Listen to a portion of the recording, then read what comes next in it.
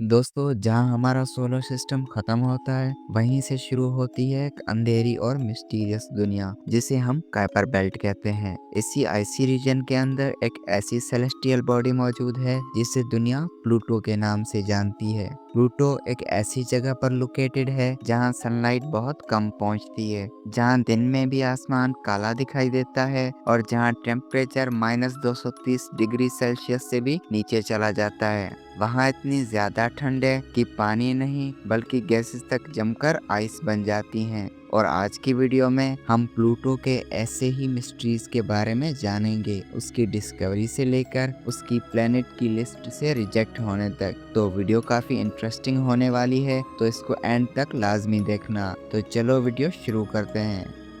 तो कहानी शुरू होती है साल 1905 से, जब एक अमेरिकन एस्ट्रोनॉमर पर्सिवल लोवेल को लगता था कि नेपच्यून सोलर सिस्टम का आखिरी प्लैनेट नहीं है। जब उन्होंने यूरेनस और नेपच्यून के ऑर्बिट्स में डिस्टरबेंस नोटिस की तो उन्होंने प्रेडिक्ट किया कि कोई अनसीन प्लैनेट उन पर ग्रेविटेशनल इफेक्ट डाल रहा है। लोवेल ने इस प्लैनेट को ढूंढने के लिए एक ऑब्जर्वेटरी भी इस्टेब्लिश की, लेकिन डिस्कवरी से पहले ही उनकी डेथ हो गई। उनके बाद रिसर्च कंटिन्यू रही, लेकिन लगभग 14 साल तक कोई भी सक्सेस नहीं मिली। फिर कहानी में एंट्री होती है एक यंग एस्ट्रोनॉमर क्लाइड टॉम्बफ की। उन्होंने स्काई के फोटोग्राफिक इमेजेस कंपेयर करने शुरू किए ताकि मूविंग ऑब्जेक्ट्स डिटेक्ट किए जा सकें। जनवरी 1930 में उन्होंने एक ऐसा ऑब्जेक्ट डिटेक्ट किया जो स्टार्स की तरह फिक्स नहीं था बल्कि मूव कर रहा था, और इसी ऑब्जर्वेशन से प्लूटो डिस्कवर हुआ। लेकिन अब सवाल यह था कि प्लेनेट का नाम क्या रखा जाए।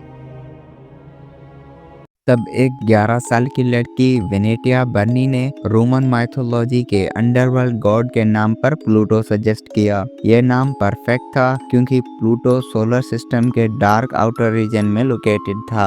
1930 में प्लूटो को ऑफिशियली सोलर सिस्टम का 9th प्लैनेट डिक्लेयर कर दिया गया। अब बात करते हैं प्लूटो की साइज की। तो डिस्कवरी के वक्त साइंटिस्ट को लगता था कि प्लूटो का साइज अर्थ के बराबर होगा, लेकिन बाद में हुई स्टडीज से पता चला कि प्लूटो हमारे मून से भी छोटा है। इसका डायमीटर सिर्फ 2377 किलोमीटर है। ये इतना ज्यादा छोटा है कि अर्थ के अंदर 170 प्लूटो फिट हो सकते हैं। डिस्टेंस की बात करें तो प्लूटो सन से एवरेज 5.9 बिलियन किलोमीटर्स दूर है, जिससे प्लूटो पर सनलाइट बहुत वीक फॉर्म में पहुंचती है। इसीलिए प्लूटो का टेम्परेचर -233 डिग्री सेल्सियस तक ड्रॉप हो सकता है, जो सोलर सिस्टम के कोल्डेस्ट एनवायरनमेंट्स में से एक है।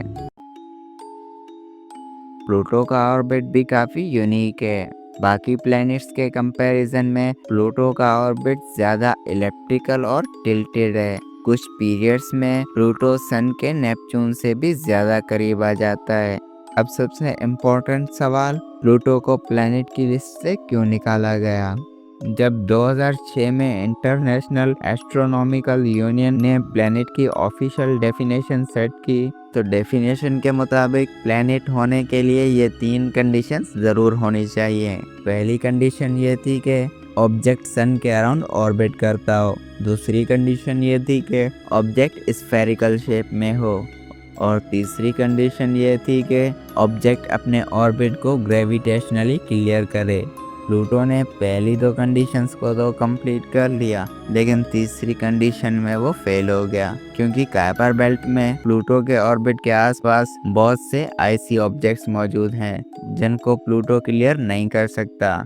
इसी वजह से 2006 में प्लूटो को प्लैनेट की लिस्ट से निकालकर डॉफ प्लैनेट डिक्लेयर कर दिया गया। 1930 से 2006 तक प्लूटो सोलर सिस्टम का 9th प्लैनेट रहा, और आज भी कई लोग प्लूटो को एक प्लैनेट ही मानते हैं, चाहे साइंटिफिक क्लासिफिकेशंस चेंज हो चुकी हों। प्लूटो हमें ये सिखाता है कि सोलर सिस्टम का आउटर एज भी मिस्ट्रीज से भरा हुआ है, और प्लूटो से जुड़ी कुछ ऐसी डिस्कवरीज भी हैं जो साइंटिस्ट को आज भी सरप्राइज कर देती हैं। तो अगर आप चाहते हो मैं उन पर भी वीडियो बनाऊं तो कमेंट कर दो प्लूटो पार्ट 2।